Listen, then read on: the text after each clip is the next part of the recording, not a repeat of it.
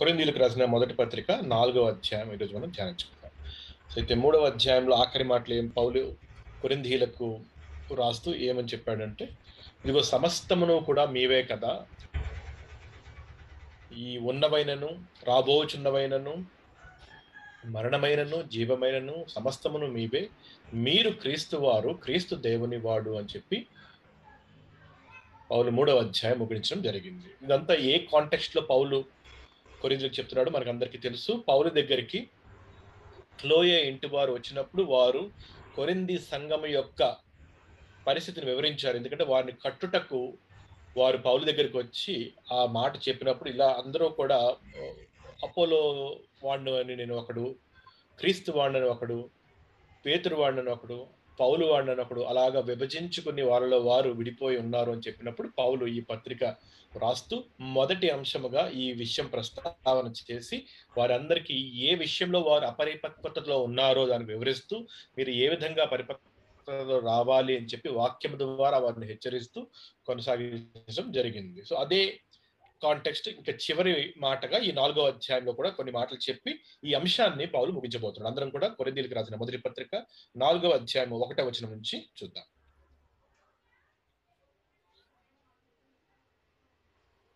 So ఎప్పుడైతే ఆ మాట అన్నాడో సమస్తమును మీవే అన్న ఒక మాట చెప్పాడు కదా 3వ అధ్యాయం చివరన, దాన్ని కంటిన్యూ చేస్తూ ఒక మాట చెప్తున్నాడు. ఈలాగున క్రీస్తు సేవకులమనియు దేవుని మమ్మల విషయంలో గృహ నిర్వాహకులమనియు ప్రతి మనుష్యుడు మమ్మను భావింపవలెను.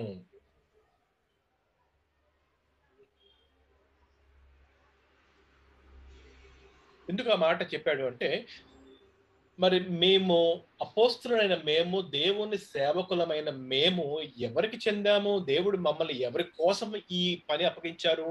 అది మీకోసమే అప్పగించారు. సో మేమందరం మీ వారమే అయినప్పుడు, సమస్తమును మీవే అయినప్పుడు మీరు మనుష్యులను బట్టి అతిశయించుట అనేది మంచిది కాదు అన్న మాట చెప్పి, ఇదిగో మేమున్నాం కదా, సేవకులమైన మేము క్రీస్తు యొక్క సేవకులము. ఎవరి కొరకు సేవ చేస్తున్నాము? ప్రభువు కొరకు సేవ చేస్తూ మీకు కూడా మేము సేవ చేస్తూ గృహ నిర్వాహకులమనియు దేవుని గృహమైన మిమ్మల్ని కట్టుటకు మేము సాధనములుగా ఉన్నాము అన్న మాట చెప్తూ, ఇలాగున క్రీస్తు సేవకులమనియు దేవుని మర్మముల విషయములో గృహ నిర్వాహకులమనియు ప్రతి మనుష్యుడు మమ్మును భావింపవలెను. ఇక్కడ నన్ను భావింపవలెను అని అనలేదు, మమ్మును భావింపవలెను అని ఎందుకన్నాడు అంటే, ఈ మాట అక్కడ ఎవరినైతే వారు విభజిస్తున్నారో, విడదీసి మాట్లాడుతున్నారో వారందరినీ కలిపి చెప్తున్నాడు. నేనైనా, అపోల్లో అయినా, పేతురైనా, ఎవరన్నా సరే మేమందరము కూడా ఒకటే పని, దేవుని క్రీస్తు యొక్క సేవకులము, దేవుని మర్మములు. ఎందుకంటే దేవుడు ఇంతకాలము ఎవరికీ వివరించని రహస్యములు, మర్మములు ఇప్పుడు మా ద్వారా మీకు తెలియచేయాలని ఇష్టపడుతున్నప్పుడు, దేవుని యొక్క గృహమైన మిమ్మలను కట్టుటకు, మీకు అవన్నీ అందించుటకు ఆ గృహ నిర్వాహకులమనియు మీరందరూ కూడా మమ్ములను భావించాలి. అంతేగాని మాలో ఒకరు గొప్ప, ఒకరు తక్కువ, ఒకరు బాగా చెప్తున్నారు, ఒకరు సరిగా చెప్పట్లేదు, ఈయనకి వాక్చాతుర్యం ఉంది, ఈయనకి వాక్చాతుర్యం లేదు అని లోక సంబంధమైన అనాలిసిస్ చేయొద్దు, లోక సంబంధమైన విమర్శ చేయొద్దు అని చెప్తూ, మరియు గృహ నిర్వాహకులలో ప్రతివాడును నమ్మకమైన వాడై ఉండుట అవశ్యము. మరి ఈ బాధ్యత మాకు దేవుడు అప్పగించినప్పుడు, ఏ బాధ్యత? గృహ నిర్వాహకత్వము అనే ఈ బాధ్యత దేవుడు మాకు అప్పగించినప్పుడు మేమందరం కూడా ఎలా ఉండాలి? మేము నమ్మకస్తులమై ఉండాలి, మేము నమ్మకమైన వాళ్ళమై ఉండాలి. ఎందుకు? ఆ పని మా అందరికీ అప్పచెప్పారు దేవుడు. సో అది ఏమండి,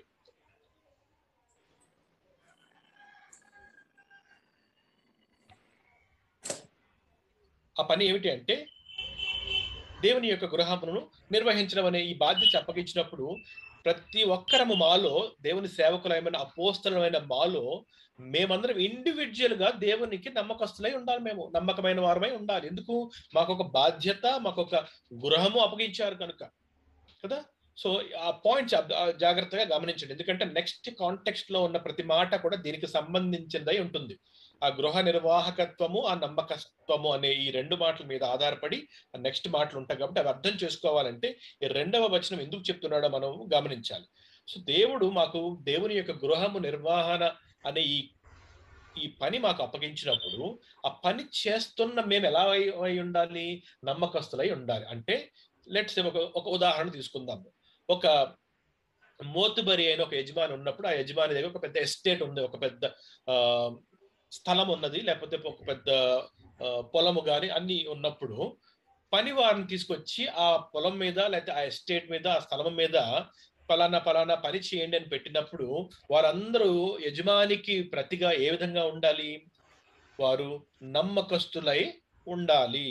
ఎందుకంటే ఒక నమ్మకాన్ని వాళ్ళ చేతులకు ఒక ఎస్టేట్ వాళ్ళ చేతికి అప్పగించారు ఆ యజమాని. అలాగా దేవుని యొక్క గృహాన్నే ఈ అపోస్తలకు అప్పగించినప్పుడు, ఈ అపోస్తలులు ఏ విధంగా ఉండాలి? మేమెలా ఉండాలి మేము? మేము నమ్మకస్తులై ఉండవలెననే విషయం అవశ్యము అది. అది తప్పదది.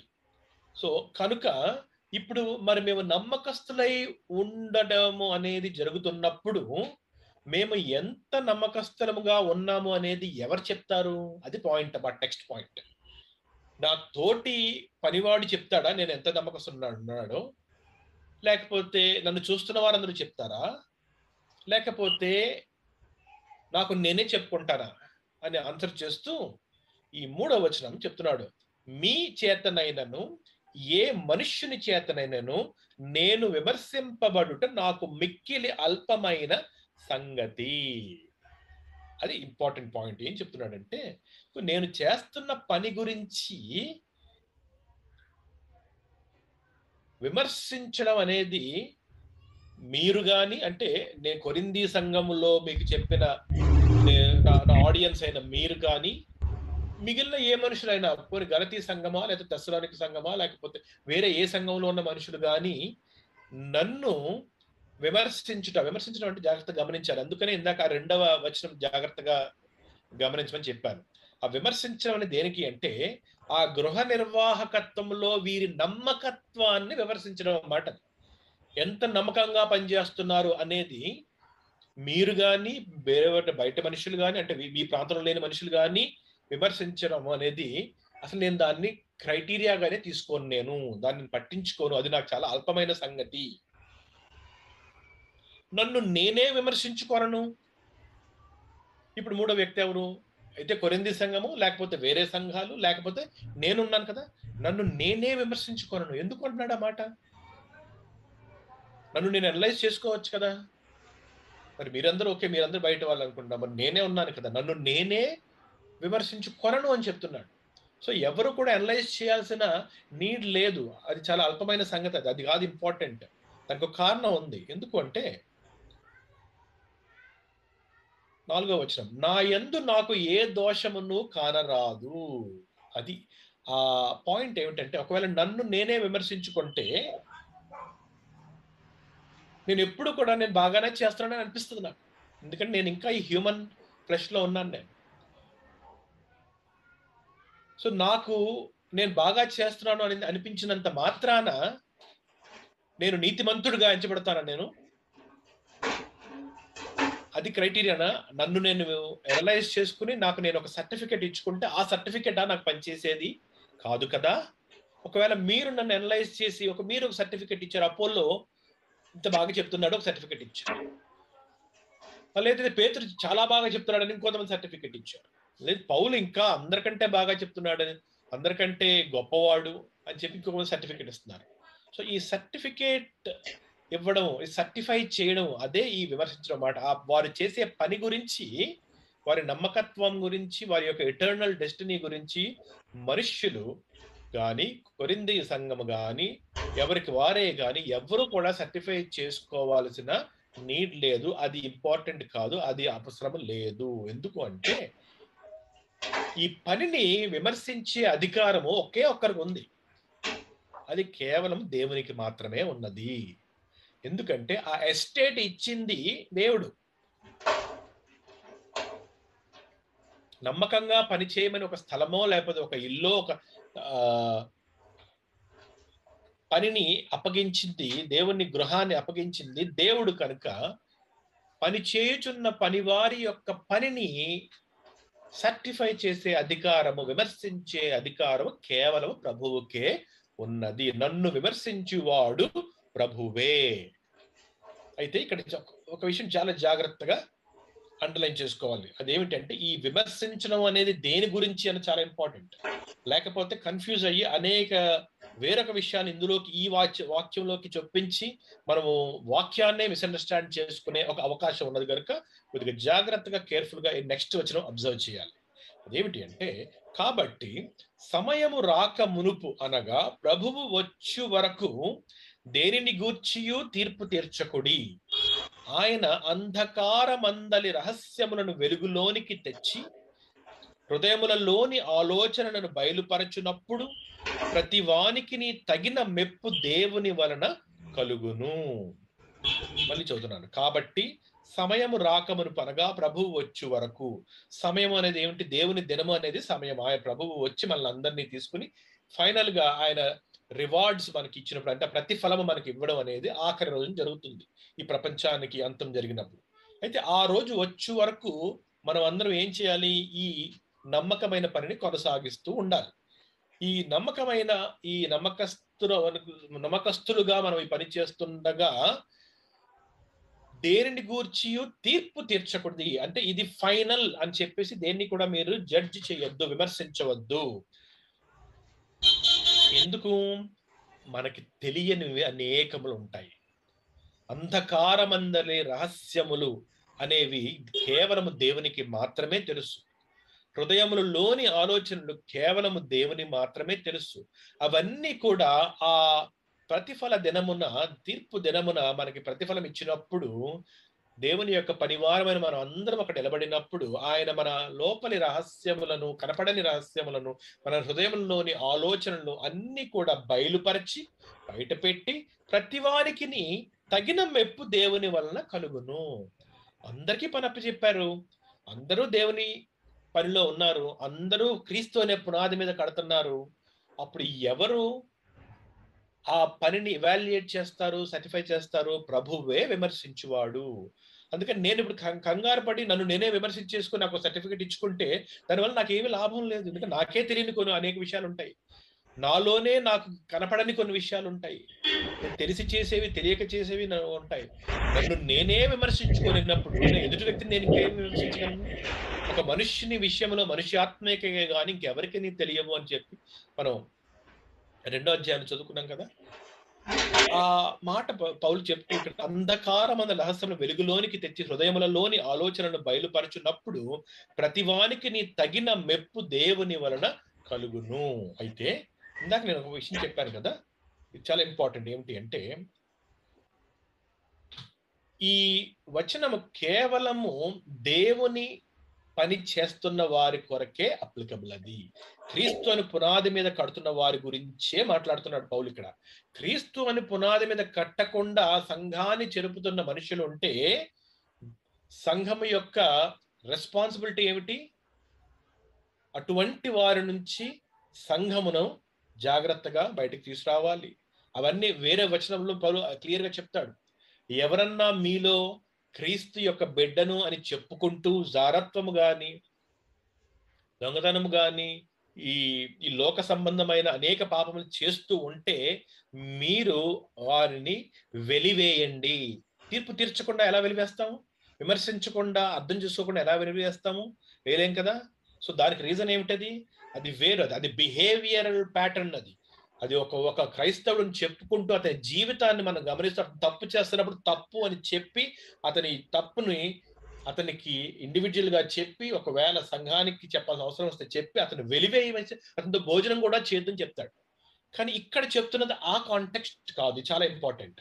ఇదేమిటి అంటే, ఒక పనికి తగ్గ ప్రతిఫలము ఎలా పొందుకుంటాడు అని చెప్పి మనమే చెప్పేస్తే ఎలాగా? ఇతను చాలా బాగా చేస్తాడు, దేవుడు బాగా మెచ్చుకుంటాడండి పౌలుని, అందుకనే నేను పౌలు వాడిని. అపోలో చాలా బాగా నడిపిస్తున్నాడండి, దేవుడు ఈయనకి మంచి ప్రతిఫలాలు పరలోకంలో దాచారండి, అందరికంటే ఎక్కువ దాచారండి, అందుకని నేను అపోలో వాడిని. ఇప్పుడు గమనించండి, మీరు ఏ విమర్శ గురించి మాట్లాడుతున్నాడు పౌలు ఇక్కడ? వారి యొక్క పని మీద, గృహ నిర్వాహకత్వం మీద, వారి యొక్క ప్రతిఫలం మీద వీరే సమయానికి ముందే అనలైజ్ చేసి గ్రూప్స్ గా విడిపోయారు. అందుకనే ఆ విమర్శ దేనికి చెందినది అనేది ఇంపార్టెంట్. కనుకే ఆ 2వ వచనం నేను అబ్జర్వ్ చేయమని చెప్పానమాట. దేవుని గృహ నిర్వాహకము చేస్తున్న వారు నమ్మకముగా చేయడం అనేది అవశ్యము. ఆ నమ్మకత్వాన్ని ఎవాల్యుయేట్ చేసేది ఎవరు? 4వ వచనంలో నన్ను విమర్శించువాడు ప్రభువే. మన డ్యూటీ ఏంటి? మిగిలిన అందరం పౌలుతో సహా అందరి డ్యూటీ ఏమిటి? వెయిట్ చేయండి. ప్రతిఫలం ఎలా వస్తుందో మన పనిని మన యొక్క నమ్మకత్వాన్ని దేవుడు ఏ విధంగా ఎవాల్యుయేట్ చేసి ఎవరికి తగిన ఫలం వారికి దేవుడు ఇస్తారు. అయితే ఇందాక నేను చెప్పినప్పుడు ఈ కాంటెక్స్ట్ సందర్భం లేని అనేక విషయంలో మనం వాచ్ చేయాలి. we have to take heed, జాగ్రత్తగా ఉండాలి. Watch out for those dogs and Pharisees అంటాడు పౌలు. కుక్కలను పరిసయ్యులు వీళ్ళందరి గురించి జాగ్రత్తగా ఉండండి. వారు తమ శరీరేచ్ఛల మీద లేకపోతే తమ శరీరంలో ఉన్న కార్యముల మీద నమ్మకం పెట్టుకుని మీలో ప్రవేశించి మీ విశ్వాసం చెరపడానికి అనేక మంది వస్తారు మీ దగ్గర. వారి గురించి జాగ్రత్తగా ఉండండి. ఆ విమర్శ కంపల్సరీ, అది చెయ్యాలి. అది the discerning in the spirit అన్నమాట. అది వివేచన ఆత్మ కలిగి ఉండి ఎవరు తప్పు చేస్తున్నారు, ఎవరు వాక్యానుసారంగా జీవిస్తున్నారు, వారి లైఫ్ ప్యాటర్న్ అబ్జర్వ్ చేయడం అనేది వేరే విషయం. ఒక సేవకుని యొక్క పని యొక్క నమ్మకత్వాన్ని లేదా అతని ప్రతిఫలాన్ని అనలైజ్ చేయడం అనేది ఈ కాంటెక్స్ట్. అది చేయొద్దు అని చెప్తున్నాడు. అందుకనే 6వ వచనంలో ఇంకా స్పష్టంగా చెప్తాడు.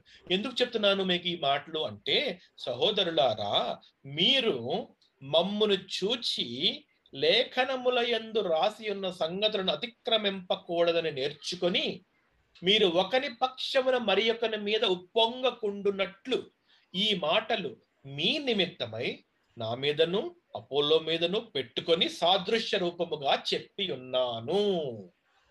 అంత క్లియర్ గా ఈ కాంటెక్స్ట్ ఎండ్ చేశాడు పౌలు. చూడండి ఎందుకు చెప్తున్నాను ఈ మాట అంటే, మీరు దేవుని యొక్క లేఖనములను అతిక్రమింపకూడదు. రాసిన సంగతులను ఎలా అతిక్రమిస్తున్నారు మీరు? ఇప్పుడు మీరు మనుష్యుల మీద అతిశయిస్తూ లేఖనములను అతిక్రమిస్తున్నారు. ఎలాగా? మీరు దేవుని మీద ఆధారపడి దేవుని బిడ్డలము, మేము దేవుని సొత్తు అన్న విషయాన్ని మీరు గ్రహించాలి అన్నది లేఖనముల యొక్క సంగతి అయితే, మీరు దాన్ని అతిక్రమించి మేము మనుష్యుల యొక్క సొత్తు, మేము అపోలో సొత్తు, మేము పేతురు సొత్తు అని మొదలు పెట్టారు. కనుక మీరు ఒకని పక్షమున మరి ఒకని మీద ఉప్పొంగకుండానట్లు, అపోలో సైడ్ తీసుకుని పౌలు మీద ఉప్పొంగుతున్నారు, పౌలు సైడ్ తీసుకుని అపోలో మీద ఉప్పొంగుతున్నారు. నీకంటే మేము గొప్పవారు, మీ సంఘంలో ఏమున్నదండి, తక్కువ చెప్తారు, సరిగ్గా చెప్పరు. మా సంఘం ఎక్కువ నేర్చుకుంటుంది, మా లీడర్ చాలా గొప్పవాడు, బాగా చెప్తాడు, ఎక్కువ చెప్తాడు, ఆయనకి దేవుడు బాగా ప్రతిఫలాలు ఇచ్చారు. అలాంటి మాటలు మీరు చేయకూడదని ఈ యొక్క ఎగ్జాంపుల్ గా నన్నుని అపోలోను ఈ కాంటెక్స్ట్ లో పెట్టి మేమిద్దరము కూడా దేవుని పని మీద నమ్మకంగా ఉండాలి. మమ్మల్ని మేము ఎవాల్యుయేట్ చేసుకోకూడదు. ఒక రోజున దేవుడు మా పనిని ఎవాల్యుయేట్ చేసి సర్టిఫై చేసి మాకు రివార్డ్ ఇస్తారు. మమ్మల్ని దేవుడు ప్రభువు విమర్శించి తగిన ప్రతిఫలము, తగిన మెప్పు దేవుని వల్ల ఎవరి పని తగినట్టుగా వారికి కలుగును. సో అందుకని ఈ కాంటెక్స్ట్ చాలా ఇంపార్టెంట్. సందర్భానుసారంగా వాక్యం చదవకపోతే మనం వేరే వేరే విషయాలు ఇందులో చొప్పించి మొత్తం బైబిల్ వాక్యాన్ని మిస్అండర్స్టాండ్ చేసుకునే అవకాశం ఉంది. జాగ్రత్తగా ఉండాలి. రైట్. 7వ వచనం. ఎందుకు మీరు ఈ విధంగా కేర్ఫుల్ గా ఉండాలి అంటే, మీరు ఒకసారి ఆలోచించండి, బ్యాక్ వెళ్ళి మీ 3 years ఆఫ్ స్పిరిచువల్ లైఫ్ 47 నుంచి 50 వరకు మీరు ఇప్పటిదాకా ప్రభువులో కొనసాగించుకుంటూ ప్రయాణిస్తున్న మీ జీవితాన్ని ఒకసారి సెల్ఫ్ ఎవాల్యుయేట్, సెల్ఫ్ ఇంట్రాస్పెక్షన్ చేసుకుంటే, నీకు ఆధిక్యము కలుగచేయువాడు ఎవడు? నీకు కలిగిన వాటిలో పరుని వలన నీవు పొందనిది ఏది? పొందియుండియు పొందనట్టు నీవు అతిశయింపనేలా? అంటే సంగమా, కొరింథీ సంగమా, మీరు మీ దగ్గరికి అసలు ఏ దేవుని సేవకుడు రాకముందు మీ పరిస్థితి ఏంటి? మీరు అన్యజనులు, మీరు విగ్రహారాధికులు, మీరు పాపములో ఉన్నారు, మీరు అంధకారంలో ఉన్నారు, మీరు నశించిపోతూ ఉన్నారు. ఆ సమయంలో మీకు దేవుని వాక్యం మీ దగ్గరకు వచ్చి, అప్పుడు మీకు ఏం జరిగింది? మీ దేవుని బిడ్డలుగా మీరు మారు మనసు చెంది మార్పు చెందారు. మీరు అంధకారంలోంచి వెలుగులోనికి వచ్చారు, మీరు నాశనం నుంచి రక్షణలోకి వచ్చారు. అప్పుడు ఏం జరిగింది? మీకు ఆధిక్యం కలగలేదా? ఆ ఆధిక్యం కలుగ చేసిన వాడు ఎవడు? ఆ ప్రశ్న వేసినప్పుడు దానికి ఆన్సర్ ఏంటి? రిటారిక్ క్వశ్చన్, అంటే straight answer. There is not 2 answers for that. ఒకటే ఆన్సర్. మీకు ఆధిక్యం కలుగజేయు వాడెవడు? దేవుడే కదా, మనుషులు కాదు కదా. నీకు కలిగిన వాటిలో పరుని వలన నీవు పొందనిది ఏది? మీ అంతటా మీరే రక్షణ పొందేసుకున్నారా? మీరు కాదు కదా. దేవుడు వాక్యాన్ని పంపించి నాటింపచేసి దాని మీద నీరు పోయించి మీరు ఎదగడానికి సహాయం చేసి అన్ని దేవుడు చేస్తున్నప్పుడు, అన్నిటికీ మీరు వేరొకరి మీద ఆధారపడుతున్నప్పుడు, ఆ వేరొక దేవుని సేవకులను మీరు ఎందుకు విడదీస్తున్నారు? మీరు నీకు కలిగిన వాటిలో పరుని వలన నీవు పొందనిది ఏది అంటే, without depending on other godly men, is there anything you got by yourself? నీ అంతటా నీవే పొందుకున్నావా అన్ని? ఈ ప్రపంచంలో రక్షణ పొందుకున్న ప్రతి మానవుడు సువార్త వింటేనే కదా రక్షణ పొందేది. అది ఎవరో ఒకరు చెప్పాల్సిందే కదా. ఈవెన్ సొంత పేరెంట్స్ అన్నా అవ్వచ్చు. కొంతమంది తల్లిదండ్రులు పిల్లలకి సువార్త చెప్తే వారు రక్షణ పొందారు. మరి పేరెంట్ మీద డిపెండ్ అయ్యారా? లేకపోతే ఒక సువార్తికుడి మీద డిపెండ్ అయ్యారా? సో ఆ డిపెండెన్స్ ఉన్నప్పుడు మీరు ఎందుకు అంత గర్వపడుతున్నారు? మీ అంతటా మీరే నిలబడుతున్నట్లు. పొందియుండియు పొందనట్లు నీవు అతిశయింపనేలా. సో ఇదనమాట ఆ కొరింథీ సంఘంలో ఆ గ్రూప్స్ పెట్టిన ఒక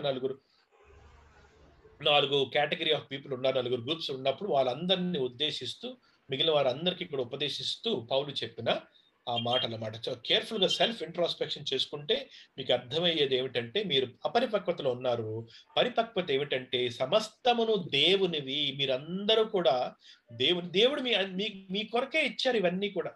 సువార్త చెప్పడానికి నన్ను పంపించి, మళ్ళీ వాక్యం చెప్పడానికి అపోలోను పంపించి, దాన్ని ఇంకా ఇంకా ఎదగడానికి వేరొక దేవత పంపించి, మీకు ఆధిక్యం ఇచ్చి, మీకు రక్షణ ఇచ్చి, మిమ్మల్ని ప్రొటెక్ట్ చేసి, మీకు ప్రొవిజన్స్ ఇచ్చి అన్ని చేస్తున్న దేవునికి మహిమపరచకుండా మనుష్యుల యందు మీరు అతిశయించుట ఎలా? ఆ అపరిపక్వతలోంచి పరిపక్వతలోకి రండి అని థీమ్ కదా. కొరింథీ పత్రిక రాయడానికి యొక్క ఉద్దేశమే అది. ఎందుకు క్లోయే ఇంటివారు ఇక్కడ నుంచి వెళ్ళి పౌలుకి ఈ విషయాలు చెప్పారు. క్లోయే ఇంటివారు ఎందుకు చెప్పారు? వారు గాసిప్ చేయడానికి చెప్పారు. ఆ విషయాలు వాళ్ళు విమర్శించకుండా ఎలా చెప్పగలిగారు? ఇప్పుడు వీరు ఇవాల్యుయేట్ చేయకుండా ఈ కొరింథీ సంఘంలోని ఈ 4 కేటగిరీస్ పీపుల్ ని పౌలుకి ఎలా చెప్పగలరు? వారి సంఘమును కట్టడానికి వారు అబ్జర్వ్ చేసి, ఇవాల్యుయేట్ చేసి, వారి యొక్క లైఫ్ ప్యాటర్న్ ని, ఆ విషయాన్ని తీసుకెళ్లి పౌలుకి ఇలా పరిస్థితి దిగజారిపోతుంది, ఇక్కడ వారందరూ కూడా కార్నల్ గా ప్రకృతి సంబంధుల వలె ప్రవర్తిస్తున్నారు అని చెప్పి వారు ప్రార్థించినప్పుడు పౌలు తిరిగి పత్రిక ద్వారా వారిని కరెక్ట్ చేస్తూ ఈ పత్రిక రాయడం జరిగింది. దీని వెనకాల ఇంత బ్యాక్గ్రౌండ్ ఉంది. ఆ క్లోయే ఇంటి వారు ఎందుకు వెళ్ళారు అక్కడికి, వారు ఏం చెప్పారు, అవన్నీ కూడా ఇంపార్టెంట్. ఇక్కడ వాళ్ళు వెళ్ళి అక్కడ ఏమి సరదాగా పిచ్చాపాటి మాట్లాడుకోవడానికి పౌలుతో ఇవన్నీ చెప్పట్లేదు. అక్కడ ఒక ప్రాబ్లం ఉంది సంఘంలో. ఆ ప్రాబ్లం దేవుని లేఖనములకు అతిక్రమంగా వీరు చేస్తున్నారు. అది వీరు ఇంకా మనుష్య రీతిగా బిహేవ్ చేస్తున్నారు. పౌలు మనం ప్రార్థన చేద్దాము అని చెప్పినప్పుడే వారు ఇదంతా మీకు వాక్యంలో కనపడదు, కానీ you can see it behind the screen అంటున్నాను నేను. ఎందుకంటే పౌలు ధైర్యంగా చెప్పాడు, క్లోయే ఇంటి వారి వలన నాకు తెలిసింది చెప్తాడు పౌలు.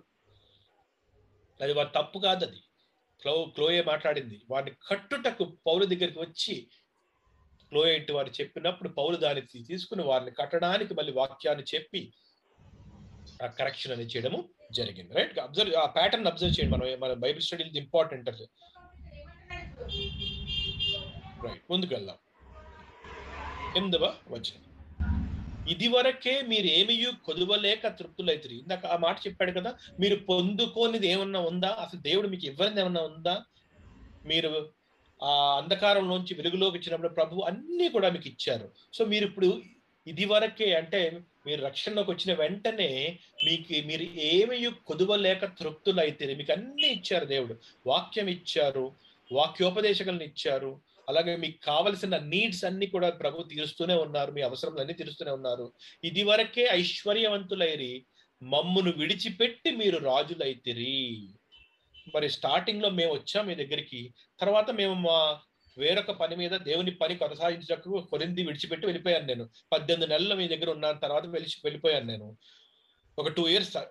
కానీ నేను లేనప్పుడు కూడా మీరు ఎలా ఉన్నారు? మీరు రాజులైతిరి అంటే అదేమి వ్యంగ్యంగా ఏం చెప్పట్లేదు. మీరు నిజంగా ఆధిక్యతకు పొందుకున్నారు దేవుని చేత. మీరు మీ జీవితంలో మీరు పరిపాలిస్తున్నారు, మీరు రాజుల వలె. ప్రభు మీకు రాజుగా ఉన్నప్పుడు మీరు మీ జీవితంలో రాజుల వలె పరిపాలిస్తున్నారు. మీరు అంటే మీరు ముందుకు వెళ్తున్నారు. అవును, మేమును మీతో కూడా రాజుల మగ్గునట్లు మీరు రాజుల్లో కూడా మాకు సంతోషమే కదా.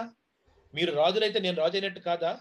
ఎందుకంటే మిమ్మల్ని నేను మొదట వాక్యంతో నేను వచ్చి మీకు సువార్తను అందించిన నేను, మీరందరూ మీ జీవితములలో సాతాను మీద అధికారము పొంది సాతానుని జయిస్తూ రాజుల వలె జీవిస్తూ వాక్యము యందు ఐశ్వర్యవంతులవుతూ మీరు ఏమి దేవుని జ్ఞానము లేక కొదువ లేక తృప్తిగా ఉన్నప్పుడు ఆ జ్ఞానము మీకు పూర్తిగా ఉండి తృప్తులు అవుతున్నప్పుడు మిమ్మల్ని చూస్తే నాకు సంతోషమే కదా. కానీ మీరు ఇప్పుడు నన్ను డిసప్పాయింట్ చేశారు. మీరు ఆ విధంగా రాజులుగా ఏలాలి కానీ మీరు ఏం చేస్తున్నారు, మళ్ళీ మనుష్యుల వల్లే మళ్ళీ వెనక్కి వెళ్ళిపోయారు. ప్రకృతి సంబంధి వల్లే ఆలోచిస్తూ అపరిపక్వతలో ఉండిపోయారు ఒక విషయంలో. అందుకని ఈ మాట చెప్తున్నాను. సో అన్ని మీవే అయినప్పుడు ఆ నా కాంటెక్స్ట్ చెప్తున్నాడు. ఇదివరకే మీరు ఏమీ కొదవలేక తృప్తులైతిరి, ఇదివరకే ఐశ్వర్యవంతులైతిరి, మమ్మల్ని విడిచిపెట్టి మీరు రాజులైతారన్న. ఎందుకు మా మాట చెప్పాడు అంటే, ఆల్రెడీ దేవుడు మీకు అన్ని ఇచ్చారు కాబట్టి మీరు దేవుని మహిమపరచండి. అన్ని మీవే, మధ్యలో మనుషులను తీసుకొచ్చి గ్రూప్స్ చేయొద్దు. అందుకని చెప్పి ఇక మా సంగతి అంటారా, మీకు ఇంకో విషయం చెప్పాలి. అపోస్తలులైన మేమేమి గొప్ప చెప్పుకోవడానికి మా దగ్గర ఏమీ లేదు అసలు అక్కడ. ఇన్ఫాక్ట్ ఆన్ ద కాంట్రరీ, దానికి ప్రతిగా మా జీవితం ఎలా ఉన్నాయో నేను చెప్తాను మీకు అని చెప్పి 9వ వచనం నుంచి ఒక చిన్న వివరణ ఇస్తాడు. మీరు అక్కడే ఉన్నారు కొరింథీ సంఘం, నేను అక్కడ లేను. అక్కడ నుంచి నేను మళ్ళీ ప్రయాణించి ఎఫెసుకు వెళ్ళి, అక్కడ నుంచి నేను యెరూషలేం వెళ్ళి, అక్కడ నుంచి సిరియా వెళ్ళి, మళ్ళీ కాలినడకన నేను గలాత్యా వెళ్ళి అక్కడ ఉన్న సంఘాలను బలపరుస్తున్న ఆ పనులు చాలా పనులు చేసుకుంటూ ఎఫెసుకు వచ్చి ఇప్పుడు ఈ ఉత్తరం రాస్తున్నాను 3.5 సంవత్సరాల తర్వాత. అయితే మా పరిస్థితి ఎలా ఉంటుందో తెలుసా? ఇది గమనించండి. 9వ వచనంలో ఎక్స్ప్లెయిన్ చేస్తున్నాడు. అపోస్తలులైన పౌలు లాంటి సేవకుల గురించి ఆ సమయంలో ఏం జరిగింది. మరణ దండన విధింపబడిన వారమైనట్లు దేవుడు అపోస్తలులమైన మమ్మును అందరికంటే కడపట ఉంచి ఉన్నాడని నాకు తోచుచున్నది. మేము కడుతున్న మిమ్మల్ని అందరినీ దేవుడు ఏం చేశారు? మిమ్మల్ని ఆధిక్యత ఇచ్చారు, ఐశ్వర్యవంతులను చేశారు.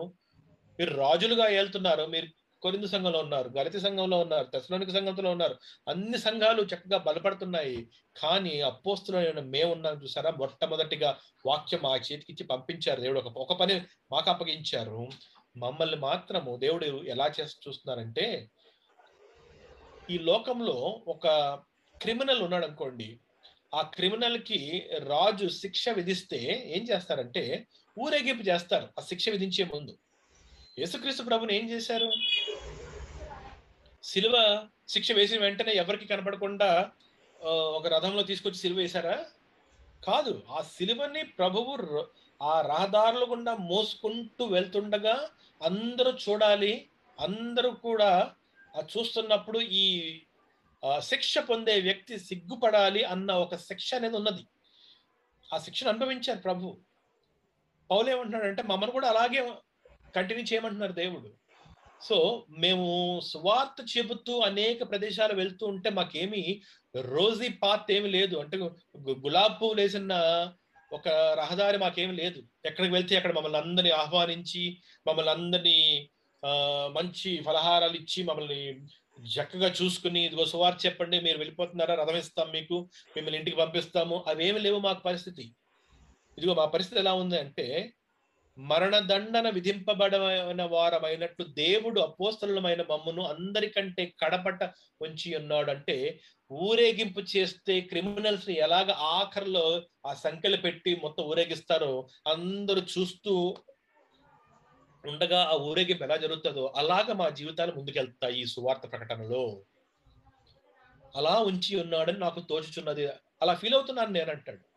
నిజంగా తనేమి క్రిమినల్ కాదు, తనే ఊరేగింపట్లేదు, కానీ ఆ సీన్ గుర్తు చేసుకుంటున్నాడు.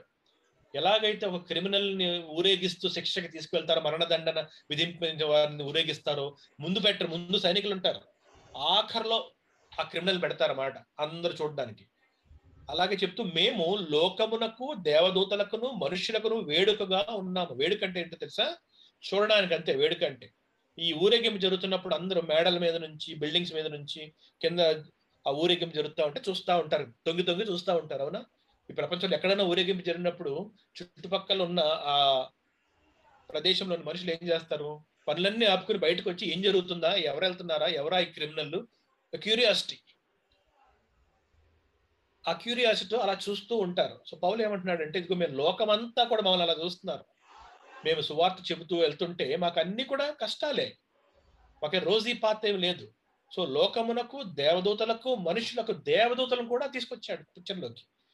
ఆకాశం పరలోకమున దేవదూతలు కూడా మమ్మల్ని చూస్తున్నారు. కానీ అందరికీ ఒక స్పెక్టకిల్ గా ఉన్నాం మేము. కానీ ఎలా ఉన్నామంటే, మేమేమి రాజుల వల్లే రథములో అందరికంటే ముందు ఊరేగించట్లేదు. మేము మరణదండన విధింపబడిన వారమైనట్టు అందరికంటే బ్యాక్ న మమ్మల్ని ఉంచారు దేవుడు. ఎందుకు చెప్తున్నాడంటే, ఆ ముందు కాంటెక్స్ట్ చెప్తున్నాడు. మిమ్మల్ని అందరినీ మేము సువార్త చెప్పి నడిపించిన మీకు రాలేదు, అది మాకు వచ్చింది. సువార్త చెప్పిన మాకు వచ్చింది అది, ఆ స్టేట్. ఎందుకంటే మా పని వేరు. మిమ్మల్ని కట్టమని చెప్పి మాకు ఇచ్చారు. ఈ జనరేషన్ లో మిమ్మల్ని కడుతున్నాము, మీరేమవ్వాలి, చక్కగా మేము కట్టిన దాని మీద మీరు నిలబడాలి. అది మాకు సంతోషము. మీరు రాజులైతే మీతో పాటు కూడా మేము కూడా రాజులుగా ఫీల్ అవుతాము. మీరు నిజంగా రాజులు అవ్వాలి మీరు. కానీ మీరు ఏం చేస్తున్నారంటే, అటువంటి స్టేట్ నుండి తప్పి ప్రకృతి సంబంధమైన కార్నల్ పీపుల్ వల్లే అపరిపక్వతతో మీరు బిహేవ్ చేస్తున్నారు. ఇదొక హృదయ వేదన. ఈ వాక్యంలో పౌలు చెప్పిన మాటల వెనకాల పౌలు యొక్క హార్ట్ ని అర్థం చేసుకోండి. చూడండి ఎందుకు మాట అన్నాడు, మరణదండన విధింపబడిన వారం అన్నట్లు దేవుడు అపోస్తలులైన మమ్మును అందరికంటే కడపట ఉంచి ఉన్నాడని నాకు తోచుచున్నది. అందరికి, లోకానికి, దేవదూతలకు, మనుషులకు మేము వేడుకగా ఉన్నాము. ఎందుకంటే తనకు తెలుసు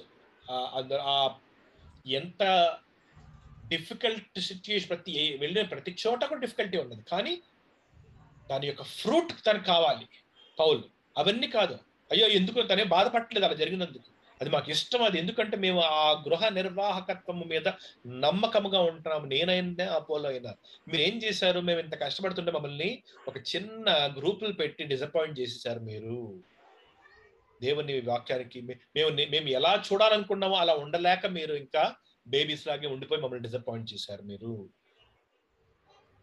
10వ వచనం, మేము క్రీస్తు నిమిత్తము వెర్రివారము, మీరు క్రీస్తు నందు బుద్ధిమంతులు. ఆ రెండు డిఫరెన్స్ చూడండి. క్రీస్తు నిమిత్తము అంటే దేవుని పని కొరకు మేము ఏం చేసాము, సమస్తమును వదులుకున్నాం. ఈ లోక జ్ఞానమును అంతా కూడా వదిలేసాం. మేము వెర్రివారం అయిపోయాము. మా జ్ఞానాన్ని వదిలిపెట్టి లోకంలో వెర్రివారంగా ఉంటేనే దేవుడు మమ్మల్ని జ్ఞానవంతులు చేశారు. అది ఆ మాట, దాని వెనకాతలు ఉన్న మాట. క్రీస్తు నిమిత్తం మేము లోక సంబంధంగా మేమైపోయాం, మేము వెర్రివారం అయిపోయాం. క్రీస్తు సువార్తే వెరితనం అయిపోయింది కదా, దేవుడు చేసిన పనే వెరితనం అన్నారు వాళ్ళు. 1వ అధ్యాయం మనం చదివాము. సో క్రీస్తు నిమిత్తం సువార్త పట్టుకెళ్తున్న మేము ఏమయ్యాం, ఫూలిష్ పీపుల్ అయిపోయాం. మేము ఎందుకయ్యాము తెలుసా, మేము ఆ విధంగా మీకు సువార్త చెప్పినప్పుడు ఆ సువార్త తీసుకున్న మీరేమయ్యారు, మీరు క్రీస్తు నందు బుద్ధిమంతులయ్యారు. మీరు క్రీస్తులోకి వచ్చారు. ఇప్పుడు మీరు దేవుని జ్ఞానం మీకు అర్థమైంది. లోక సంబంధంగా మేము వెర్రివారం అయితేనే గాని క్రీస్తు నందు మీరు బుద్ధిమంతులు అవ్వలేరు.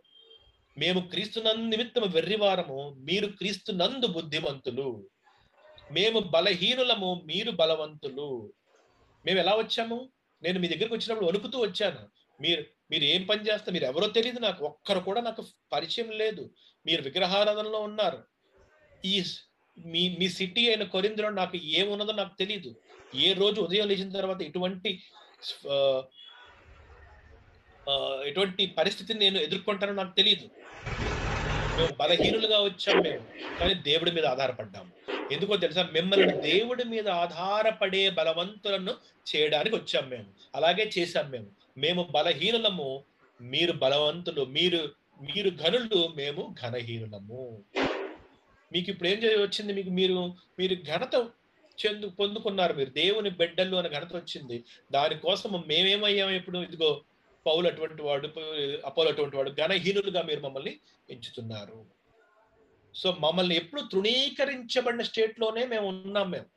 కానీ మా పర్పస్ ఏమిటో తెలుసా, మిమ్మల్ని మేము రాజులుగా చూడాలి, మిమ్మల్ని దేవుని యందు బుద్ధిమంతులుగా చూడాలి, మీ దేవుని యందు బలవంతులుగా చూడాలి, దేవుని యందు ఘనులుగా మేము మిమ్మల్ని చూడాలి. మిమ్మల్ని కట్టడానికి వస్తున్నాం. మేము మా ప్రయాస అంతా మిమ్మల్ని కట్టుటకు. ఇంకా ఆగలేదు అక్కడ. తన పౌలు యొక్క ఆ పరిస్థితి ఇంకా వివరిస్తూ, ఈ గడియ వరకు మీరు అక్కడ ఆగిపోయారు. 18 ఏళ్ళు మీతో వచ్చాను, మీరు కంటిన్యూ చేస్తున్నారు రాజుల వల్లే. నా లైఫ్ అలాగా లేదు. నేను ఎప్పుడు కూడా అలా లేను. నేను రోజీ పాత లేదు. అక్కడి నుంచి మళ్ళీ ప్రయాణించి ఇంకొక చోటుకి వెళ్తాను. ఈ గడియ వరకు ఆకలి దప్పులు గలవారము, దిగంబరులము, పిడిగుద్దులు తినుచున్నాము, నిలువరమైన నివాసము లేక ఉన్నాము. ఎందుకంటే ఏ ఊర్లో ఏం జరుగుతుందో పౌలుకు తెలియదు కదా. దేవన్న ముందు చెప్పి పంపించారా? దేవుడు ప్యాటర్న్ చెప్పారా? ఏమీ లేదు. ప్రతిసారి నేనున్నాను నీతో, ధైర్యంగా వెళ్ళు అని చెప్పి ధైర్యం ఇచ్చారు దేవుడు. పరిశుద్ధాత్మ దేవుని శక్తి ఇచ్చారు. కానీ ఏ సిచ్యుయేషన్ వస్తుందో పౌలుకి తెలీదు. కొన్ని చోట్ల ఆకలి వేసి పడుకున్నాడు, తిండి లేకున్నాడు. కొన్ని చోట్ల తిండి దొరికింది. కొన్ని చోట్ల బట్టలు వేసుకోవడానికి బట్టలు లేవు, దిగంబరులు అంటున్నాడు ఏకంగా, లిటరల్లీ. పిడిగుద్దులు తించున్నాము, వచ్చి కొట్టారు పౌలుని. 39 సార్లు కొరడా పెట్టి కొట్టారు, రాళ్ళు వేసి కొట్టారు, చనిపోయే స్టేజ్కి వెళ్ళిపోయాడు. గలతీ ప్రాంతంలో నిలువరమైన నివాసం లేక ఉన్నాము, టెంట్స్ లో బతికాడు. ఎక్కడా కూడా కాంక్రీట్ అని ఇందాక చెప్పినప్పుడు ఒక మంచి గులాబీల బాట వేసి శాలువాలు కప్పి ఇళ్లలో తీసుకువెళ్ళి మంచిగా చూసుకునే పరిస్థితి ఎక్కడా లేదు పౌలు పరిచర్యలో. తనకి అవకాశం దొరికినప్పుడు ఉంటే తిన్నాడు, లేకపోతే లేదు. బట్టలుంటే వేసుకున్నాడు, ఒక లేకపోతే లేదు. బాగున్నాడు, దెబ్బలు తినాల్సిన దెబ్బలు తిన్నాడు. ఎందుకు చెప్తున్నాడు ఇవన్నీ కొరింథీ సంఘానికి? మీరు చేసిన ఆ రెస్పాన్స్ అనేది ఒకసారి ఊహించుకోండి, నా లైఫ్ కి దానికి మీరు చేసిన ఆ పనికి అన్నాడు అన్నమాట. ఏమైనా మ్యాచ్ అవుతుందా? ఎందుకు నేను ఎంత కష్టపడుతున్నాను? నేను మిమ్మల్ని కట్టడానికి నేను ఈ ప్రయాసం అంతా. దేవుడు మాకు ఒక పని చెప్పారు, ఆ పని మేము సిన్సియర్ గా చేస్తున్నాము. దాని ఎవాల్యుయేషన్ దేవుడు చూసుకుంటారు. మీరు స్టార్ట్ చేయొద్దు.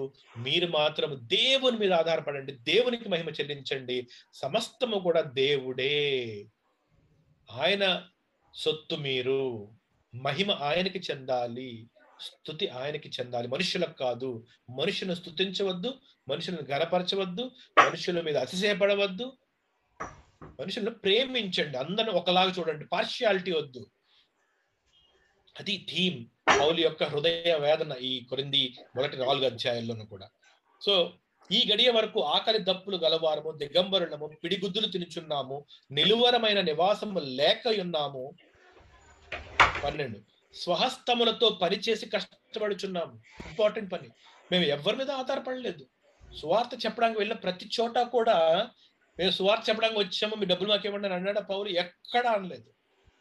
సువార్త చెప్పి వెళ్ళిపోయిన తర్వాత వారంతటా వారు వాలంటరీగా తెస్సలోని సంఘము కొరింథీకి పంపించారు తప్పితే సువార్త చెప్పడానికి వెళ్ళిన ఎక్కడ వన్ ప్లేస్ లో కూడా పౌలు ఒక్క సింగిల్ నయా పైసా తీసుకోలేదు.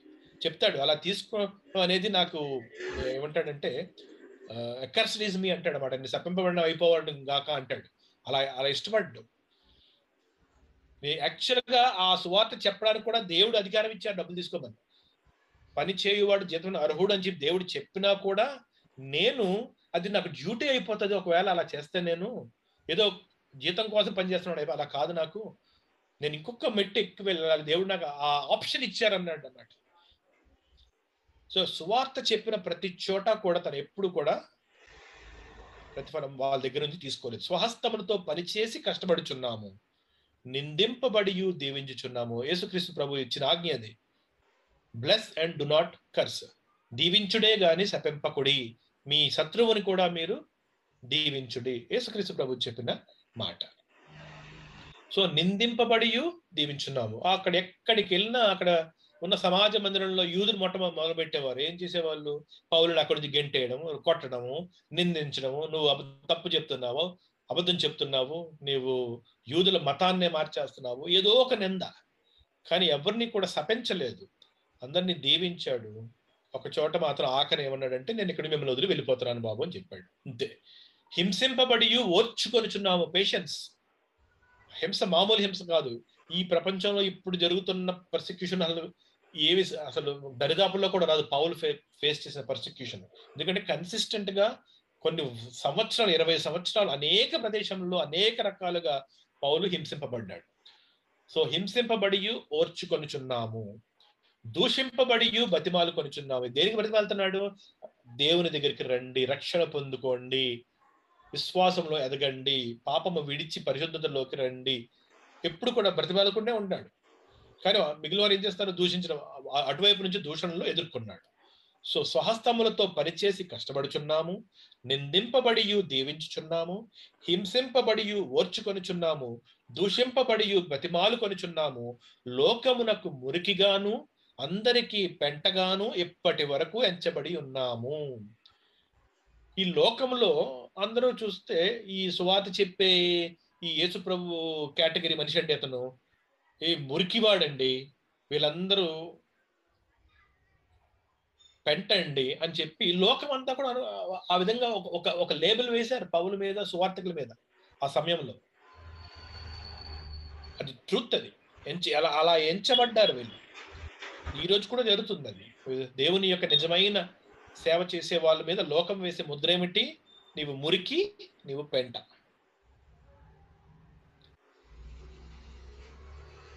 సో లోకమునకు మురికిగాను అందరికీ పెంటగాను ఇప్పటి వరకు ఎంచబడి ఉన్నాము. ఇవన్నీ ఎందుకు చెప్తున్నానంటే జాగ్రత్తగా వినండి నా సహోదరులారా. మిమ్మల్ని సిగ్గుపరచవలనని కాదు గాని నా ప్రియమైన పిల్లలని మీకు బుద్ధి చెప్పుటకు ఈ మాటలు రాయుచున్నాను. సో నేను ఈ మాటలు చెప్పి మిమ్మల్ని అందరిని తలదించుకుని మీరు అందరూ లోపలికి వెళ్ళిపోవాలని కాదు అక్కడ. మీరు నా అంతర్యాన్ని గ్రహించండి మీరు. అంటే ఏంటంటే మీరు అక్కడ నుంచి బయటికి రావాలి. మీరు మీ ప్రవర్తన మార్చుకోవాలి. అది నా ఇంటెన్షన్. మీరు తప్పు చేశారు అని చెప్పి మీకు తప్పు తెలియజేసి నేను వచ్చేస్తాను, అది నా ఇంటెన్షన్ కాదు. మీరు మారాలి. ఇవన్నీ చెప్తే మిమ్మల్ని సిగ్గుపరిచి అంటే సిగ్గుపడుతున్నాం అని చెప్పేసి సరిపోదు కాదు. అది కాదు అక్కడ నా ఇంటెన్షన్. మిమ్మల్ని సిగ్గుపరచవలనని కాదు గాని నా ప్రియమైన పిల్లలు అని మీకు బుద్ధి చెప్పుటకు ఈ మాటలు వ్రాయుచున్నాను. ఇక్కడ తన రిలేషన్ ని బయట పెట్టాడు. కొరింథీ సంఘం అంతా కూడా ఎవరు? నా ప్రియమైన పిల్లలు. ఇక్కడ ఫాదర్ చిల్డ్రన్ రిలేషన్షిప్ గురించి చెప్తూ ఏమన్నాడంటే, క్రీస్తునందు మీకు ఉపదేశకులు 10,000 మంది ఉన్నను తండ్రులు అనేకులు లేరు. చాలా ఇంపార్టెంట్ మాట ఇది. మీ లైఫ్ అనేది ఒక రోజుతో అయిపోదు. మీరు 47 ADలో విగ్రహారాధన నుంచి ఈ అంధకారం నుంచి రక్షణలోకి, వెలుగులోనికి, క్రీస్తు ప్రభువులోనికి వచ్చారు. వచ్చిన తర్వాత మీరు మీ విశ్వాస జీవితాన్ని కొనసాగిస్తున్నారు, పరిశుద్ధతలోకి ముందుకు వెళ్తున్నారు. సో మీకు ఉపదేశించడానికి నా తర్వాత అనేక మంది విశ్వాసులు వచ్చారు. పేతురు కూడా వచ్చాడు, అపోలో వచ్చాడు, ప్రిస్కిల్లా, అకిల్లా ఉన్నారు, ఇంకా చాలా మంది ఉన్నారు. అయితే ఉపదేశకులు యొక్క డ్యూటీ వేరు, మిమ్మల్ని మొదట స్వార్థ చెప్పి ప్రభువునకు తీసుకురావడం అనేది వేరొక పని. ఆ పని దేవుడు నాకు అప్పచెప్పారు. సో మిమ్మల్ని దేవుని యందు తీసుకొచ్చింది, రక్షణలోకి తీసుకొచ్చింది నా ద్వారా, నా సువార్త ద్వారా కనుక నేనేమయ్యాను? మీకు తండ్రిని అయ్యాను. నేను మిమ్మల్ని కన్నాను, నేను ప్రభునందు. తర్వాత వచ్చిన ఉపదేశకు మిమ్మల్ని కనలేదు, కానీ తను వేరొక డ్యూటీ చేస్తున్నాడు, మిమ్మల్ని పెంచుతున్నాడు. చూడండి, పిల్లల్ని కనడం వేరు, పిల్లల్ని పెంచడం వేరు కదా. సో అందుకనే 14లో ఏమన్నాడు? నా ప్రియమైన పిల్లలను స్టార్ట్ చేసాడు అక్కడ. ఎందుకంటే నాకు రిలేషన్ ఉంది, దేవుడు నాకు ప్రత్యేకమైన రిలేషన్షిప్ ఇచ్చారు కొరింథీ సంఘానికి. మిమ్మల్ని కన్నది నేనే. నా ప్రియమైన పిల్లలను మీకు బుద్ధి చెప్పుటకి మాటలు రాయిచున్నాను. క్రీస్తునందు మీకు ఉపదేశకులు 10,000 మంది ఉన్నను తండ్రులు అనేకులు లేరు. నేను క్రీస్తు యేసు నందు సువార్త ద్వారా నేను మిమ్మును కంటిని. చాలా క్లియర్, స్పష్టం. అదేమిటి అంటే గాస్పెల్ చెప్పినప్పుడు ఎవరన్నా బార్న్ అగైన్ అయితే ఆ రిలేషన్షిప్ ఏంటో తెలుసా? ఫాదర్ చైల్డ్ రిలేషన్షిప్ అది. ఆ తర్వాత ఆ రక్షణ పొందుకున్న ఆ విశ్వాసి ఎదుగుతున్నప్పుడు కేర్ టేకర్ ఉండొచ్చు, తర్వాత ఉపదేశకు చాలా మంది ఉండొచ్చు, కానీ ఖండం ఎప్పుడు కూడా ఒక వ్యక్తి సువార్త చెప్తేనే కంటారు. నాకు స్టీఫెన్ హా అని చెప్పి ఒక కొరియన్ ఆయన సువార్త చెప్పారు. ఆయన చెప్తే నేను విశ్వాసం అయ్యాను. ఒక రిలేషన్షిప్ గా చూసుకుంటే నేను అనేక మంది దగ్గర వాక్యం నేర్చుకున్నా కూడా నన్ను కన్నది ఎవరు అంటే ఆయనే. ఎందుకంటే ఆ డ్యూటీ పలానా రోజు విశాఖపట్నంలో 1997 నవంబర్ 17th ఆ రోజు వచ్చి ఆయన సువార్త చెప్పాలి, నేను వినాలి. అది దేవుడు ఆర్డైన్ చేశారు, అక్కడ దేవుడు ఆదేశించారు, అది జరిగింది. సో ఆ రిలేషన్షిప్ లో నాకు 10 మంది తండ్రులు ఉన్నారని నేను చెప్పలేను. నేను ఎప్పుడు నా సువార్త ఎవరి దగ్గర విన్నానంటే ఆయన దగ్గర విన్నానని చెప్తాను. నేను లైఫ్ లాంగ్ అదే చెప్తాను. నేను మీరందరూ కూడా అదే, మీరు మొట్టమొదటి సువార్త విని రక్షణ పొందినప్పుడు ఎవరి ద్వారా విన్నారో వారే ఒక్కరే ఉంటారు, 100 మంది ఉండరు. సో క్రీస్తు యేసునందు సువార్త ద్వారా నేను మిమ్మల్ని కంటిని కనుక ఇప్పుడు నా ఆశ ఏంటంటే నేను సిన్సియర్ గా ప్రభువులాగా నడుచుకుంటాను కాబట్టి మీరు నన్ను పోలి నడుచుకోండి. నేను మీకు చెప్తాను, నేను ఎలా నడుచుకోవాలో దేవుడు నాకు ఆల్రెడీ చెప్పారు కాబట్టి అది నేను పాటిస్తున్నాను కాబట్టి ఆ ఇన్స్ట్రక్షన్ గా మీకు చెప్తాను, మీరు కూడా అలాగా నడుచుకోండి. కనుక మీరు నన్ను పోలి నడుచుకొని వారై ఉండవలనని మిమ్మల్ని బతిమాలుకొనిచున్నాను. మళ్ళీ ఆ బతిమాలుకోవడం చేసి పక్కన వాళ్ళందరూ ఏం చేస్తున్నారు? దూషిస్తున్నారు. నువ్వెవడు రా పౌలు? మేము అపోలో వాళ్ళం మేము. నీకు అసలు ఏమీ తెలియదు. అపోలో చాలా జ్ఞానం ఉంది అని మొదలుపెట్టారు. కానీ మిమ్మల్ని మీరు అందరూ నా పిల్లలే అంటున్నాడు. అనేక మంది ఉపదేశకులు ఉన్నారు. వారి డ్యూటీ ఉన్నది, వారి పని ఉన్నది. మీరు వాళ్ళకు వెళ్ళాలి. కానీ మిమ్మల్ని కన్నది నేనే. నాకు ఆశ ఉంది. మీరు యేసుక్రీస్తు వలె జీవించాలి. యేసుక్రీస్తు వలె ఎలా జీవించాలని నాకు నేర్పించారు దేవుడు. నేను అది బోధిస్తున్నాను, జీవిస్తున్నాను. అది చూసి మీరు నన్ను పోలి నడుచుకుని వారై ఉండవలనని మిమ్మును బతిమాలుకొనుచున్నాను. ఇందు నిమిత్తము ప్రభువునందు నాకు ప్రియుడును నమ్మకమైన నా కుమారుడును అగు తిమోతిని మీ యొద్దకు పంపి ఉన్నాను. ఎందుకు పంపాడు? అతడు క్రీస్తునందు నేను నడుచుకుని విధమును అనగా ప్రతి స్థలములోను ప్రతి సంఘములోను నేను బోధించు విధమును మీకు జ్ఞాపకము చేయను. ఇప్పుడు 3.5 years తర్వాత 3.5 years తర్వాత నేను ఎందుకు మళ్ళీ తిమోతిని పంపించి పత్రికను పంపిస్తున్నాను అంటే, మీరు క్రీస్తులాగా నడుచుకోవాలి. క్రీస్తునందు నేను నడుచుకునే విధము అంటే క్రీస్తులాగే జీవించాలి. నేను అలా జీవిస్తున్నాను, నేను బోధిస్తున్నాను కూడా. ఎందుకంటే నేను అనేక ప్రదేశాలకు వెళ్తున్నాను. నేను ఆ బోధని అంతా కూడా మీకు తిమోతి చెప్తాడు. ఆ నడత ఎలా ఉండాలో తిమోతి చెప్తాడు. మీరు అలాగ నడుచుకోండి. మీరు దేవుని మీద ఆధారపడి దేవుని యందు అతిశయిస్తూ పరిశుద్ధముగా మీరు మారుతూ మీరు జీవించాలి. అవన్నీ కూడా తిమోతి మీకు జ్ఞాపకం చేస్తాడు. అయితే మీలో కొంతమంది నేను మీ యొద్దకు రానని అనుకొని కొందరు ఉప్పొంగుచున్నారు. అరే మనం అపోలో బ్యాచ్ రా, మనం పౌలు ఎప్పుడు వస్తాడులే, ఆయన వచ్చి చూస్తాడా మనల్ని అని అనుకునేవారు కొందరు ఉన్నారంట అక్కడ. ఉప్పొంగుచున్నారు అంటేనే అక్కడ ప్రైడ్ ఉంది. అక్కడ వాళ్ళ లాంగ్వేజ్ మారిపోతుంది, టోన్ మారిపోతుంది, వాళ్ళ యాటిట్యూడ్ వేరు. వాళ్ళందరూ ఏమంటున్నారు? తీసి పడేస్తున్నారు పౌలుని. అసలు పౌలుతో సంబంధం లేదు మనకు. ఏదో వచ్చి ఒకప్పుడు ఏదో చెప్పాడు, వెళ్ళిపోయాడు. కానీ ఆ తర్వాత వచ్చిన వాళ్ళు మనం అందరం ఈ బ్యాచ్ లో ఉందాం, మనం వీళ్ళు బాగా చెప్పారు మనకి అని అటువంటి యాటిట్యూడ్ లోను ఆ ఉప్పొంగే పరిస్థితిలో ఉన్నప్పుడు వాళ్ళు ఏమంటున్నాడు పౌలు అంటే, నేను మీ యొద్దకు రానని అనుకొని కొందరు ఉప్పొంగుచున్నారు. ప్రభువు చిత్తమైతే త్వరలోనే మీ యొద్దకు వచ్చి ఉప్పొంగుచున్న వారి మాటలను కాదు, వారి శక్తినే తెలుసుకొందును.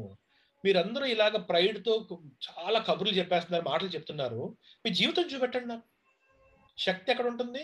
దేవుని శక్తి మీలో, మీ ప్రవర్తనలో నేను మీ దేవుని యొక్క శక్తి ద్వారా మీరు ఎలా జీవిస్తున్నారో నేను చూడాలనుకుంటున్నారు. మాటలు కాదు. వస్తాను, నేను డెఫినెట్ గా వస్తాను, కూర్చుంటాను. మీరు చాలా చాలా మాట్లాడుతున్నారు. ఉత్తుత్తి కబుర్లు కాకుండా మీ జీవితాన్ని చూపెట్టండి. అయితే నాకు శక్తిని చూపెట్టండి. ఎందుకంటే దేవుని రాజ్యము మాటలతో కాదు, శక్తితోనే ఉన్నది. టెస్టిమోనీ ఉందా మీకు? పలానా వ్యక్తి గురించి నేను మీ ఊర్లోకి వెళ్ళి ఎవరిని అడిగినా కూడా వారు ఏం చెప్తారు ఆ వ్యక్తి గురించి? దాన్ని బట్టి ఉంటుంది మీ శక్తి ఏమిటో. నాకు ఉత్తుత్తి కబుర్లా, లేకపోతే నిజంగా దేవుని శక్తి మీద ఆధారపడి పరిశుద్ధ జీవితం జీవిస్తున్నారా? సో మీరు అలా ఉప్పొంగుతున్నారు కొంతమంది. నేను రాననుకుని, నేను వస్తాను, నేను వచ్చి మీ కబుర్లు కాదు, మీ మాటలు కాదు, మీ శక్తి తెలుసుకుంటాను. ఎంత పరిశుద్ధంగా జీవిస్తున్నారు, మీ టెస్టిమోనీ ఏంటి, మీ సాక్ష్యం ఏమిటి, మీ ఊర్లో, మీ కొరిందులో తెలుసుకుంటాను. ఎందుకు? దేవుని రాజ్యము మాటలతో కాదు, శక్తితోనే ఉన్నది. పరిశుద్ధాత్మ దేవుని శక్తి బయటకు కనపడుతూ ఉంటుంది ప్రతి జీవితంలో, ప్రతి విశ్వాస జీవితంలో. అదొక సాక్ష్యం లాగా అది జీవన విధానంలోను వారి యొక్క ప్రవర్తనలోను కనపడుతుంది. సో అని వారికి జ్ఞాపకం చేస్తున్నాడు. సంఘం అంతటికి ఉత్తరం వెళ్తుంది కాబట్టి అలాంటి ఉప్పొంగ వారు ఉన్నారా? రెడీగా ఉండండి. మీరు వస్తాను, నేను కూర్చుంటాను, నేను డెఫినెట్ గా. చూపించండి దేవుని ఏ శక్తితో మాట్లాడుతున్నారో. మీరు ఏది కోరుచున్నారు? బెత్తముతో నేను మీ యొద్దకు రావాలనా, ప్రేమతోనూ సాత్వికమైన మనసుతోనూ రావాలనా? ఎందుకు ధైర్యంగా మాట చెప్పాడు తెలుసా? తన యొక్క సంబంధాన్ని జ్ఞాపకం చేసుకుంటూ, మీరు పిల్లలు, నేను తండ్రి పిల్లల దగ్గర పాడైపోతుంటే ఏం చేస్తాడు? వచ్చి బెత్తం పట్టుకుని వస్తాడు. కానీ అలా రావాలని నాకు లేదు. దానికంటే ముందే మీరు మార్పు చెందుతుంటే నేను వచ్చి మళ్ళీ కఠినమైన మాటలు మీతో మాట్లాడాల్సిన అవసరము ఉండదు. మిమ్మల్ని కరెక్ట్ చేయాల్సిన నీడ్ ఉండదు. బెత్తము అంటే అర్థం ఏంటంటే మిమ్మల్ని కరెక్ట్ చేయడం అని. వచ్చి నిజంగా కరపెట్టి కొడతాడు, ఆ పౌలు కొట్టడు. బెత్తముతో మీ ఎద్దుకు రావాలన్నా అంటే అర్థం ఏంటంటే మళ్ళీ నేను కరెక్షన్ అనే వర్డ్స్ తో మీ దగ్గరకు రావాల్సిన అవసరం ఉండకూడదు. ప్రేమతోనూ సాత్వికమైన మనసుతో వచ్చి మీతో సంతోషించి, మీ ఎదుగుదలను చూసి, దేవునికి కృతజ్ఞతలు చెల్లించి, దేవుని యందు ఆనందించి, ప్రభువుకే మహిమాస్తుతి మనం అందరం కలిసి చెల్లించాలి. అటువంటి విజిట్ నాకు కావాలి. కానీ వచ్చి మిమ్మల్ని అందరిని పిలిచి ఇదిగో నువ్వు ఈ తప్పు చేశావు, నువ్వు ఈ తప్పు చేశావు, నువ్వు మారాలి, అలాంటి స్టేట్లో నన్ను పెట్టద్దు. మీరు ఏది కోరుచున్నారు? బెత్తముతో నేను మీ వద్దకు రావాలన్నా, ప్రేమతోనూ సాత్వికమైన మనసుతోనూ మీ దగ్గర రావాలన్నా మీరే డిసైడ్ చేసుకోండి. మీ బిహేవియర్, మీ ప్రవర్తన బట్టి నా విజిట్ లో నేను మీతో రెస్పాండ్ అయ్యే పరిస్థితి ఉంటుంది. ఎందుకంటే నాకు డ్యూటీ ఇచ్చారు దేవుడు. మీరు ఇంకా చిన్నపిల్లలా ఉంటే నేను బెత్తంతో రావాల్సి వస్తుంది. ఎందుకంటే ఆ దేవుడు ఇచ్చిన ఆజ్ఞ నాకు, మిమ్మల్ని కరెక్ట్ చేయాలి నేను. సో ప్రేమతోనూ సాత్వికమైన మనసుతోనూ నేను రావాలన్నా అని ఒక క్వశ్చన్ మార్క్ చేస్తూ ఈ 4వ అధ్యాయంలో ఈ మెయిన్ కాంటెక్స్ట్, అంటే ఫస్ట్ కాంటెక్స్ట్, ఈ గ్రూపిజం అనే దాన్ని అంత లోతైన తన హృదయ వేదనతో వారికి పత్రిక రాసి వన్ కాన్వర్జేషన్ జరిగింది కొరింథీయులతో. అయితే పౌలుకు తెలుసు ఇలాంటి సిచ్యుయేషన్ ప్రపంచంలో అనేక చోట్ల రావచ్చు. దేవుని పరిశుద్ధాత్మ దేవుని నడిపింపు ద్వారా అవన్నీ కూడా పత్రికలో పెట్టి పంపించాడు.